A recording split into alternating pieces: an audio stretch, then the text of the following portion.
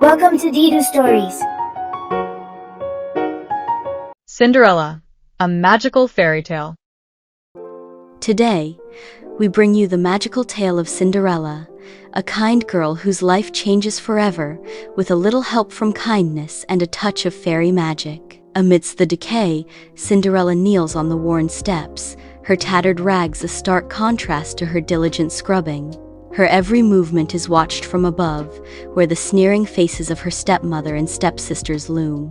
Despite the hardship etched on her face, Cinderella's spirit remains unbroken. Her relentless labor embodies her enduring hope.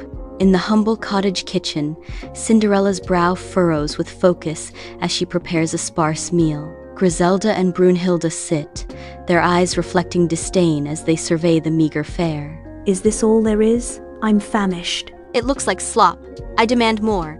Cinderella continues to stir, her face unreadable as the sisters' complaints fill the air. The sisters' dissatisfaction hangs heavy in the air, a stark contrast to Cinderella's quiet resilience. In the dim, dust-filled attic, Cinderella sits alone, her rags a stark reminder of her despair. Oh, if only things could be different. If only I could escape her clutches. I dream of a life where I can be free. The mice pause, their tiny eyes reflecting her sorrow, as if understanding her plight. Moonlight filters through the cracks, casting long shadows that dance with her hopes and fears. In the vibrant town square, a royal messenger, resplendent in royal attire, ascends a makeshift platform. With booming voice, the messenger proclaims, "Hear ye! Hear ye! By order of His Royal Highness, Prince Charming, a grand ball shall be held at the royal palace. All eligible maidens in the kingdom are hereby invited." At the edge of the bustling crowd, Griselda and Brunhilde, their eyes widening with each word. Their faces light up with uncontainable excitement as each sister imagines herself waltzing with the prince. Inside the cramped cottage, Griselda and Brunhilde flaunt their extravagant gowns, reveling in their fleeting grandeur. Cinderella scurries, adjusting hems and tightening corsets, a whirlwind of servitude amidst their vanity. Cinderella, tighten this bodice. I need to be the fairest of them all at the ball. And Cinderella, fetch me the feathered shawl. It simply must be seen with this gown. Look at you, Cinderella, in that drab little dress. You wouldn't dare dream of attending the ball yourself, would you? Ridiculous. You are forbidden from even thinking about it. Your place is here, scrubbing floors. In the dim attic, dust motes swirl in the moonlight as Cinderella sits alone, consumed by silent, heart-wrenching sobs. Despair shrouds the cramped space, each shadow whispering of lost hopes and shattered dreams. Suddenly, a blinding light pierces the darkness, promising an end to her endless sorrow. As the light fades, the fairy godmother appears, her radiant smile a beacon of hope in the desolate attic. In the dim, dust-filled attic, a single beam of light illuminates the fairy godmother as she begins her work. With a gentle gesture, a plump pumpkin swells, transforming into a magnificent carriage, its surface gleaming with newfound splendor. Nearby, scampering mice lengthen and strengthen, their forms shifting into those of noble steeds, ready to serve. A shaggy dog, tail wagging with anticipation, shrinks slightly, donning the dignified livery of a footman. Cinderella watches in wide-eyed amazement as her tattered rags shimmer and reform into a breathtaking gown, delicate glass slippers materializing on her feet. In the dim, dust-filled attic, a single beam of sunlight illuminates the fairy godmother's face, etched with worry. She holds Cinderella's hands gently, her voice soft but firm. The magic is powerful, child, but it won't last forever. Her eyes lock with Cinderella's, emphasizing the urgency. At midnight, it will all disappear. The fairy godmother's voice rises with urgency. You absolutely must, return before the clock strikes 12. Cinderella's carriage approaches the royal palace, its silhouette stark against the moonlit backdrop. With bated breath, Cinderella gazes out, her eyes mirroring the palace's shimmering grandeur. The palace stands in majestic silence, bathed in ethereal moonlight, its beauty seemingly otherworldly. Each stone and spire of the palace whispers of timeless elegance, overwhelming Cinderella's senses. The night air vibrates with anticipation as Cinderella prepares to step into a world of dreams and destiny. The ballroom doors open and Cinderella steps into the light. A hush falls over the grand ballroom. All eyes fixate on Cinderella, drawn by her ethereal beauty. A collective gasp ripples through the assembled guests. Cinderella glides across the polished floor, a vision of grace. The prince is immediately captivated by her presence. In the grand ballroom, Cinderella and the prince glide across the floor, lost in a world of their own. Their laughter intertwines with the swelling music as Cinderella shares her dreams. I've always dreamed of seeing the world beyond our kingdom. That's funny. I've always dreamed of staying right here and helping our people. Perhaps there's a way we can do both. To which the prince replies with gentle optimism, I certainly hope so. Griselda and Brunhilde fix their eyes on Cinderella and the prince, their jealousy escalating with each twirl. Driven by envy, Griselda and Brunhilde try to trip Cinderella, their movements clumsy and spiteful. Cinderella gracefully sidesteps their mean-spirited attempt, her poise highlighting their clumsy malice. Their frustration intensifies as they plot to spill a drink, a desperate attempt to mar Cinderella's perfect moment. A waiter passes, unknowingly thwarting their plans, their expressions souring with each failed scheme. Every attempt at sabotage crumbles, their frustration mounting as Cinderella continues to dance, untouched and radiant. In the radiant ballroom, the revelry peaks as the clock begins its fateful chime. Cinderella's eyes widen, her face reflecting a sudden, stark realization as the first chime echoes. She breaks away from the prince, her silk gown shimmering as she prepares to flee. A desperate turn, her gown swirling around her as she makes her escape. The ballroom fades behind her as Cinderella's flight begins, each step echoing her mounting urgency. Cinderella flees down the palace steps, her silk dress a whisper of defiance in the night. A moment of panic as her delicate glass slipper begins to slip. The glass slipper falls, a fragile echo against the cold stone. She pauses, an internal battle raging within her. Then, with a final surge of determination, she vanishes into the darkness. In the silent aftermath of the royal ball, the grand ballroom glistens with the faint echoes of music and laughter. Amidst the scattered remnants of a magical night, the prince appears, a figure of determined resolve. Kneeling in the ballroom, the prince gently retrieves a single glass slipper, its delicate form shimmering in the soft light. He clutches the glass slipper tightly, his jaw firm with unwavering determination. I will find her. I will marry her, no matter who she is. The prince's vow hangs in the air, echoing through the silent ballroom, a testament to his unwavering resolve. In the vibrant town square, a herald, draped in royal colors, cuts through the lively crowd. He carries a delicate glass slipper on a velvet pillow, a beacon of hope amidst the eager faces. A line of hopeful women forms, their eyes sparkling with dreams of a royal destiny. One by one, they attempt to fit their feet into the slipper, each try a mix of anticipation and vulnerability. Disappointment clouds their faces as the reality of not being the one sinks in. The square buzzes with unfulfilled dreams, each woman grappling with her own silent heartbreak. A herald's arrival shatters the quiet of Cinderella's humble cottage. Griselda and Brunhilde, seized by wild hope, clamor to test their fate with the glass slipper. Brunhilde watches Griselda struggle with a sneer, anticipating her own success. Hope turns to bitter realization as both Griselda and Brunhilde confront the impossible truth. Their dreams are too big for the slipper. The attic's dim light reveals Cinderella, a solitary figure huddled near the eaves, shrouded in uncertainty. Through the cracked door, her stepmother's face appears, etched with fear and a calculating gaze. The stepmother's gaze flicks back towards the staircase, then returns to Cinderella, her hand gesturing wildly. Should Cinderella reveal herself, risking everything, or remain hidden, allowing fate to decide her destiny? The question hangs heavy in the air as Cinderella contemplates her next move. Destiny hangs in the balance, waiting for Cinderella's decision. In the dimly lit attic, Cinderella appears, her radiant presence casting a spell of silence over the room. Dust motes dance around her, catching the light as her hesitant smile begins to bloom. Harold, his voice laced with anticipation, breaks the silence.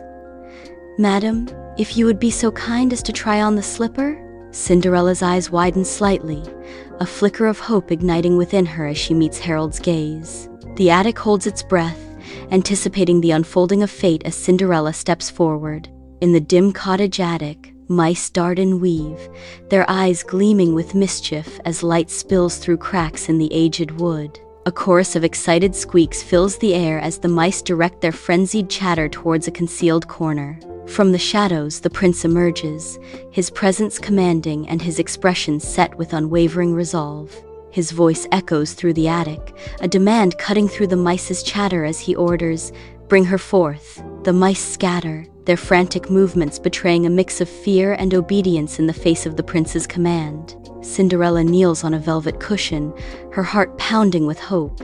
With bated breath, Cinderella slides the glass slipper onto her foot. The slipper fits perfectly. A gasp of astonishment echoes through the cottage. The prince stares at Cinderella, a slow, knowing smile dawning on his face. It's you. You're the woman from the ball. Within the humble cottage, a tense silence hangs heavy as the stepmother and stepsisters kneel in remorse before Cinderella. Please, Cinderella, forgive us. We were blinded by jealousy and ambition. We are so sorry for all the pain we caused you. We truly regret our actions. I understand. I forgive you. Let us put the past behind us and move forward. Before a cheering kingdom, Cinderella and the prince stand united at the altar, ready to begin their fairy tale. The crowd erupts in joyous cries, a symphony of cheers celebrating the union of a lifetime. Cinderella, radiant in her gown, exchanges vows with the prince, their voices carrying across the jubilant kingdom. Sunlight bathes the royal palace as the kingdom rejoices in the union of Cinderella and her prince. The joyous cries of the kingdom resonate, celebrating the enduring power of love and dreams fulfilled. Cinderella moves gracefully through the palace halls, a beacon of warmth and compassion. She dedicates herself to aiding the less fortunate, ensuring resources are distributed with fairness. Under Cinderella's compassionate rule, the lives of the kingdom's people flourish. She governs with wisdom, making thoughtful decisions that resonate throughout the kingdom. Cinderella listens intently to the concerns of her people, her face a mask of understanding and empathy. The kingdom prospers under her reign, a testament to her thoughtful leadership and boundless compassion. In the radiant palace gardens, Cinderella and the prince walk together, their hands intertwined. The vibrant flowers and greenery frame the couple, their figures a symbol of pure love. The melody of birdsong fills the air, creating a scene of idyllic romance. Their love becomes a beacon of hope and kindness, inspiring all who see it. A final close-up captures the sparkling glass slipper, a tangible symbol of dreams coming true. The Golden Ball and the Frog Prince. Today's tale is full of magic, surprises, and a royal twist. Meet the frog who just might be a prince. In the lush castle gardens, a beautiful but petulant princess amuses herself by a tranquil pond. Adorned in silks and jewels, she exudes an air of entitlement as she toys with a golden ball. Despite the attentive servants, her impatience simmers beneath the surface. Bathed in sunlight, the princess carelessly tosses her golden ball into the air, a moment of carefree joy. The golden ball slips, a fleeting sparkle against the vast blue, before disappearing into the murky depths. A splash breaks the pond's serene surface as the golden ball disappears, leaving ripples and swaying water lilies in its wake. Her face clouds with frustration, her pride a barrier as she stares at the water, unwilling to retrieve the lost treasure. From the murky depths, a green frog emerges, its eyes set on the princess. The frog croaks, startling the serene moment with a guttural sound. Friendship for the ball. Eat, sleep, and be near. Disgusting. But fine, I agree. Though you'll never manage it. The frog plunges into the murky depths, a moment of suspense before it reappears, a golden treasure held triumphantly in its mouth. Triumph turns to silence as the frog emerges, swimming towards the pond's edge, the golden ball glistening under the sun. Without a word or glance, the princess snatches the hard-earned prize, her royal pink dress a fleeting splash of color against the green landscape. The frog remains alone, a solitary figure at the water's edge, as the princess disappears towards the distant castle. In the grand dining hall, 1,000 candles cast a warm glow on the long tables, where the weathered king observes his daughter, the princess. The king's voice echoes through the hall, cutting through the silence. Daughter, I perceive a shadow upon your brow. What troubles you this evening? Father, it concerns the frog in the well and the golden ball. The king's face hardens with resolve as he imparts a stern lesson. A promise is a promise, daughter. A royal word is our bond. You must honor your commitment, no matter how unpleasant it may seem. In the dimly lit bedroom, the princess's eyes widen in horror as the frog appears ominously in the doorway. No, I won't let him in. The princess cries out, her voice echoing in the silent room. Daughter, you gave your word. You must honor your promise and let him in. Torn between fear and duty, the princess reluctantly concedes. Very well. With a heavy heart, the princess allows the frog to enter her chamber. She watches with disgust as the frog eats from her plate, then resignedly places him on the floor beside her bed. In the opulent bedroom, the princess lies awake, her eyes fixed on the ceiling, her discomfort palpable. A frog sits beside her, its presence adding to her unease. The princess winces, throwing an irritated glance at the frog. She tosses and turns, unable to find rest with the frog nearby.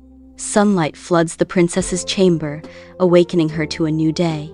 The frog sits expectantly on the pillow beside her, awaiting her next move. Please, princess, take me outside to the pond. Annoyance creases her face as she reluctantly picks up the frog. She holds him at arm's length, eager to be rid of his presence. In the castle, the princess's mounting anger turns into sympathy and belongingness as she watches the innocent face of Frog. She remembers her royal promise and kisses the frog. Kissing is the sign of kindness, gratitude, and honoring her word. In the princess's room, an intense flash of light erupts, momentarily blinding her. The light begins to fade, revealing a surprising transformation. Emerging from the fading light, a handsome prince now occupies the space where the frog once was. When she can see again, a handsome prince stands before her, where the frog once was. The princess, now able to see clearly, stares at the prince in utter disbelief. The prince returns her gaze, a gentle smile gracing his lips. His eyes, filled with desperation, reveal the torment of his curse. I was cursed by a wicked witch. She transformed me into this amphibian. The only way to break the spell, a princess must kiss me with love and care. The weight of his words hangs heavy in the sunlit room, a bizarre hope mingling with the absurdity of his plight. Sunlight bathes the grand hall, illuminating the king as he radiates pure, unadulterated joy. The king strides forward, embracing the prince with genuine warmth and affection. The king's gaze softens as he observes a profound change in his daughter's demeanor. He perceives a newfound humility and compassion shining brightly in her eyes. Sunlight bathes the castle room, revealing the untouched chessboard between the prince and princess. The princess leans in, her eyes reflecting a newfound fascination with the prince's words.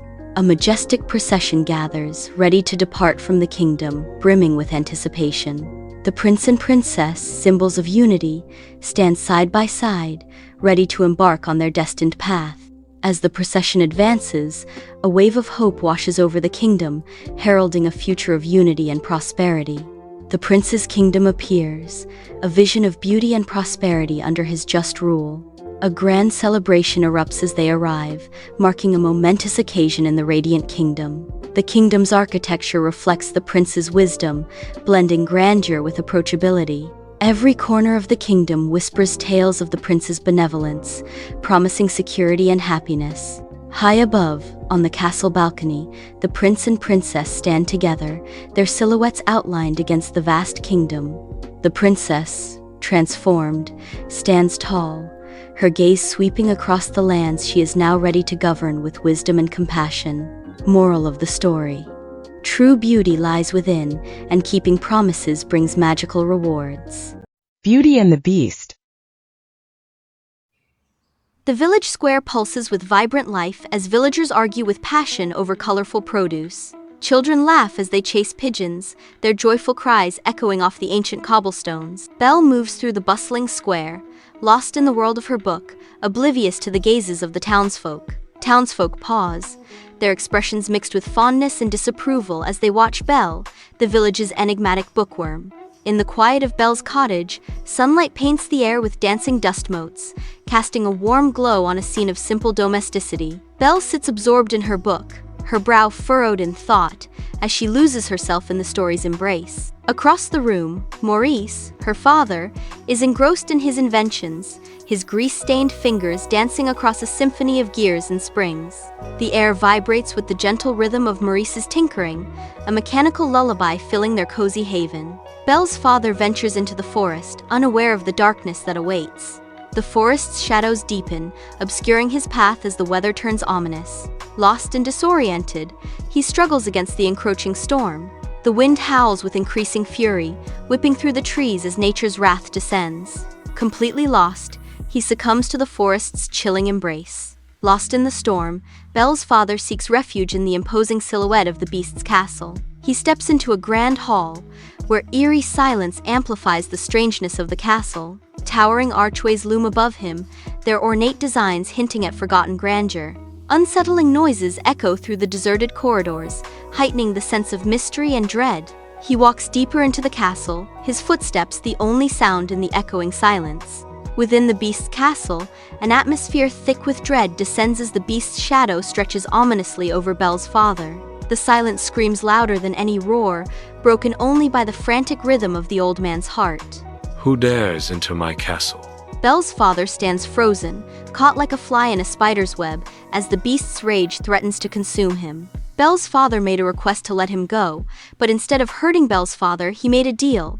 Someone must stay in the castle forever. In the soft glow of morning, Belle kneels beside her father, Maurice, a shadow of worry cast over his face. He narrates everything happened in the forest. Father, I understand what I must do. No, Belle. I won't let you. It's too dangerous. But if I don't go, who will? I won't let you face this alone. I know it's frightening, but I'm not afraid. I love you, Father, and I'll do whatever it takes to protect you. Belle hesitantly enters the beast's grand hall, the air thick with mystery and apprehension. Dust motes dance in the ethereal moonlight, illuminating the cavernous space. Belle's eyes dart nervously around the hall, a mixture of fear and steely resolve etched on her face. The beast lurks in the shadows, his monstrous form barely visible, a flicker of surprise crossing his features. His surprise deepens, as he clearly did not anticipate such willingness from her. The cavernous hall holds its breath, as both Belle and the beast are in the middle of a silent, pivotal moment. Belle's footsteps echo through the castle halls, her figure dwarfed by the sheer scale of her surroundings. Lumiere appears, his candle flames dancing warmly as he offers a welcoming smile. Mrs. Potts, the comforting teapot, extends kindness and companionship, easing Belle's apprehension. Belle enters the castle library. Light dances across towering shelves, revealing a world of countless stories. A soft gasp escapes her lips. Her eyes sparkle with childlike wonder. The beast watches from the shadows, his expression softening as he observes Belle's delight. A flicker of amusement crosses his features. He is intrigued by her innocence. You could at least try to be civil. I am perfectly civil. No, you're not. You're rude and ill-mannered. In a moment of surprising self-awareness, the beast pauses, then concedes. Perhaps. I could try harder. In the castle ballroom, Belle and the beast begin their dance, moving gracefully under the soft glow of a shimmering chandelier. The dance deepens their bond, their movements mirroring the growing affection between them. Lost in each other's gaze, Belle and the beast share a profound connection, their dance a testament to their blossoming love. Belle stands on the castle grounds, her eyes reflecting a deep, unspoken sorrow. The beast watches Belle from a distance, his hardened features softening with empathy. You miss your father. I can see it in your eyes. He produces a shimmering, ornate mirror, a beacon of hope in her despair. Take this. It will show you his face, no matter where he is. And you may visit him. In the warm light of her cottage, Belle gazes into the magic mirror, its surface alive with shimmering possibility. The mirror clears, revealing the beast in the west wing, his massive form radiating profound solitude. Belle's expression softens, a deep understanding blooming in her eyes as she witnesses his quiet despair. Maurice stands beside her, equally captivated by the beast's image, both recognizing the tender connection he shares with Belle. Belle arrives at the castle grounds, a sense of foreboding hanging heavy in the air. The beast sits despondently, his strength visibly diminished. The castle's once vibrant colors have faded, mirroring the beast's sorrow. The gardens, once lush, now wither, reflecting the beast's despair. In the heart of the castle, Belle discovers the beast, his life fading. Belle kneels beside him, gently cradling his head, her touch tender and loving. Tears flow freely down Belle's face as she gazes upon the beast, her heart breaking. You're not a monster, you're my friend. I love you. The ballroom explodes with light, banishing shadows as the ancient curse shatters. The beast writhes in agony, then transforms into a handsome prince before the onlookers' eyes. Servants, once enchanted objects, joyously revert to their true selves, their laughter echoing through the hall. The prince turns to Belle, his eyes filled with newfound love and hope. Belle, will you stay with me forever? Yes, with all my heart. Moral of the story: true beauty is found within. It's not how someone looks on outside, but how kind and loving they are inside that truly matters. Kindness and love can break even the worst curse. Rapunzel, A Tale of Golden Light. Under the veil of twilight, a kind man nervously approaches a towering garden wall. He ascends, his shadow stretching eerily long in the fading light. In the heart of the vibrant garden, he gathers rampion leaves, his eyes darting around with anxious guilt. Just a few for my wife. Please forgive me. The small house glows with a flickering warmth, a haven against the night. At the wooden table, the wife eats rampion leaves, her face radiant in the soft light. They taste like sunshine. A grateful smile blossoms on her lips. The man watches his wife, love and concern warring in his eyes, the weight of his promise heavy on his heart. Years drift by, and a tall, hidden tower emerges from the dense forest. Rapunzel, a vision of youthful beauty with impossibly long golden hair, graces the tower's solitary window. Her enchanting voice, pure and crystalline, echoes through the ancient trees, a melody of solitude and longing. The forest listens, captivated by the ethereal song that weaves through the leaves and branches. Each note carries the weight of years spent in isolation, yet her voice remains vibrant and hopeful. The tower stands as a silent witness to her dreams, as her song promises a world beyond its walls. Inside the tower, a fireplace blazes, casting a warm glow. At the tower's base, Dame Gothel looks up, her expression expectant. Rapunzel, Rapunzel, let down your hair. The flames dance, awaiting Rapunzel. Silence hangs heavy, broken only by the crackling fire and Dame Gothel's call. In the heart of the dense forest, a young prince rides, sunlight playing through the leaves. He halts, head cocked, drawn in by ethereal singing that weaves through the trees. Captured by the enchanting melody, a smile graces his lips as he urges his horse forward. A tall, solitary tower appears through the trees, beckoning with mystery. Hidden in the undergrowth, he watches with curiosity as Dame Gothel calls out, "Rapunzel, Rapunzel, let down your hair." Sunlight floods the tower room, illuminating its ancient stones. Below the tower, the prince gazes upward, hope etched on his face. Rapunzel, Rapunzel, let down your hair.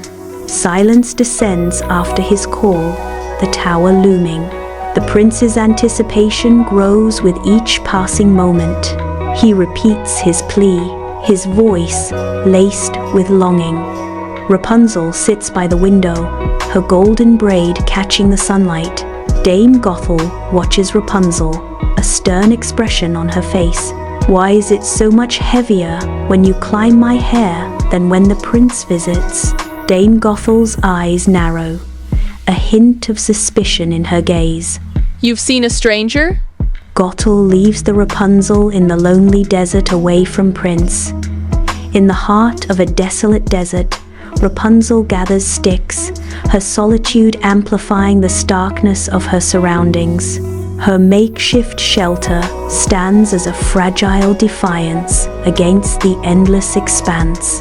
Her voice rises in song, a beacon of hope as her radiant hair bathes the arid land in a golden glow. A figure emerges in the distance. The prince, his weary eyes scanning the horizon, driven by unwavering determination. She runs towards him, her hair shimmering like stars scattered across the night sky. Welcome to DheeDu Stories. Mermaid Marina's Tale. Today's story is about Marina and the Secret Shell, the magical mermaid fairy tale. Far beneath the waves, in a kingdom of coral and pearls, lived a little mermaid named Marina. She had shiny silver fins and hair that sparkled like moonlight on water, but Marina wasn't happy. She always dreamed of having the most beautiful voice in the sea like her older sisters. No matter how hard she sang, the dolphins giggled and the seashells stayed closed. "I'm just not special," Marina sighed. One day, while swimming near a glowing reef, she found a tiny golden shell, shimmering alone. As she picked it up, it whispered, "Only the kindest heart may open the magic I hold." Marina blinked. "Magic? Me?" She tried singing, but the shell stayed quiet. She spun, flicked her tail. Nothing. Just then, a crab nearby got stuck under a rock. "Help! Anyone!" Without thinking, Marina dropped the shell and hurried to lift the rock. She used all her strength and freed the crab. "Thank you," the crab cheered. "You're the kindest mermaid I know."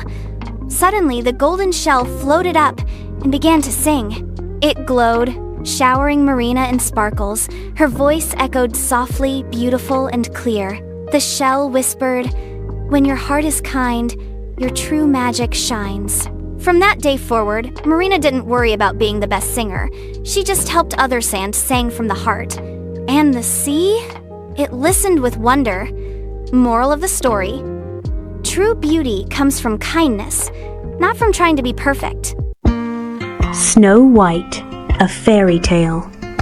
Once upon a time, in a distant kingdom, a gentle queen sat by a snowy window, sewing. As Queen pricked her finger, 3 drops of blood fell down. She looked at the red blood on snowy land and whispered, "I wish for a child with skin too fair, lips as red as blood, and hair as black as ebony." Not long after, the queen gave birth to a daughter, just as she had dreamed.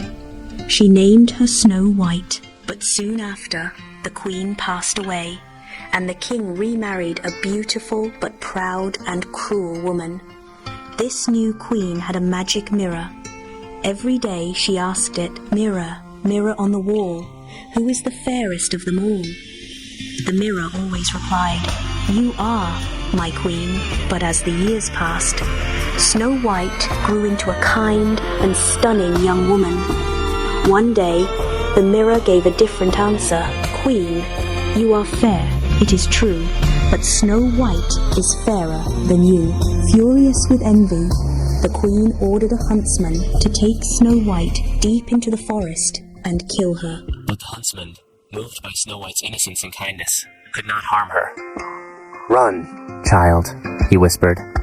"Hide and never come back." Snow White fled into the forest, frightened and alone, until she found a tiny cottage nestled among the trees. Inside, everything was small, tiny chairs, tiny dishes, and 7 tiny beds. Exhausted, she curled up on them and fell asleep. Soon, 7 dwarfs returned home. "Who's been sitting in my chair? Who's been eating from my plate?" "Someone's sleeping in our beds." When they saw Snow White, they were astonished. She awoke and explained everything, and the kind-hearted dwarfs agreed to let her stay. "You may live here if you keep the house tidy and safe," they said. Snow White smiled. "Gladly," but back at the castle, the queen asked her mirror again, "Mirror, mirror on the wall, who is the fairest of them all?" The mirror replied, "Snow White, who lives beyond the 7 hills with the 7 dwarfs, is the fairest of them all." The queen was enraged. Disguising herself as an old peddler woman, she went to the cottage and offered Snow White a shiny red apple, a poisoned one. "Just one bite, my dear, so sweet." The moment Snow White bit into it, she collapsed. The dwarfs returned too late. Heartbroken, they built a glass coffin and placed it deep in the forest. Seasons passed. One day, a prince rode by, saw Snow White, and was overcome with sorrow. He knelt and gently kissed her hand. At that moment, magic stirred, the spell broke. Snow White opened her eyes. The dwarfs danced with joy, and the prince smiled. "Will you come with me to my kingdom?" he asked. Aurora's Awakening. The royal castle courtyard bursts with celebration as banners dance in the breeze and music fills the air. King and queen present their newborn daughter, Aurora, to the adoring kingdom, their joy radiating outwards. Ethereal fairies descend from the heavens, their graceful forms adding magic to the enchanting scene. The fairies approach the cradle, bestowing gifts of kindness, joy, and a beautiful voice upon the princess. The throne room buzzes with celebration, a scene of joyous revelry. Suddenly, the grand doors crash open, disrupting the mirth. A chilling presence invades the hall as the wicked fairy makes her dramatic entrance. A hush descends as every eye in the throne room turns toward the wicked fairy. The wicked fairy's voice echoes through the silent hall. When the princess turns 16, she shall prick her finger on a spinning wheel and fall into a deep, deep sleep. In the grand throne room of the royal castle, the good fairy's resolve hardens. A subtle shimmer dances around her outstretched hands, the air alive with magic. Though the dark curse looms, a spark of hope ignites within the good fairy's eyes. Her voice rings with certainty. The princess will not die. She will fall into a deep sleep and be awakened only by true love's kiss. Beneath the forest canopy, 3 figures, cloaked and determined, hasten through the emerald woods, guiding young Aurora toward an unknown sanctuary. They arrive at a secluded cottage, a safe haven hidden deep within the embrace of the ancient trees. Years pass like leaves in the wind, and Aurora blossoms into a young woman, her laughter echoing through the woods. She sings with the birds, her voice blending harmoniously with their melodies, a symphony of nature's delight. She dances with the deer, her movements as graceful as the swaying branches, unaware of the dark curse looming over her. On her 16th birthday, Aurora's youthful steps carry her away from the familiar cottage. Her innocent eyes discover an old, abandoned castle, veiled in mystery and overgrown with ivy. Drawn by an unseen force, Aurora enters the castle's silent embrace. In a dusty room, a spinning wheel glows with an eerie light, awaiting Aurora's touch. In the castle tower, Aurora, eyes glazed, reaches with a trembling hand toward the spindle. A single drop of blood blooms like a crimson flower as her finger touches the spindle. Aurora crumples to the floor, her golden hair splayed around her head like sunbeams on stone. A profound stillness descends as the entire castle succumbs to an enchanted sleep, its inhabitants frozen. Years later, the castle looms, now draped in green where vines and thorns stake their claim. A silent sentinel cloaked in forgotten lore. A brave prince approaches the thorny barricade, his armor gleaming faintly in the dappled sunlight. The ethereal glow of the good fairies flits around him like guiding stars. He moves with purpose, determination etched onto his face. He prepares to confront the enchanted barrier. His resolve is a beacon against the encroaching darkness. In the silent tower room, the prince kneels beside Aurora, lost in a deep slumber. He leans in, his heart full of hope, and bestows upon her a soft, true love's kiss. The spell is broken. Aurora's eyelids flutter, a sign of awakening, and her eyes open to a world renewed. The castle awakens with joy and renewed life. The prince and princess step out into the sunlight, ready to begin their happily ever after. Thanks for watching DheeDu Stories. Please subscribe and share.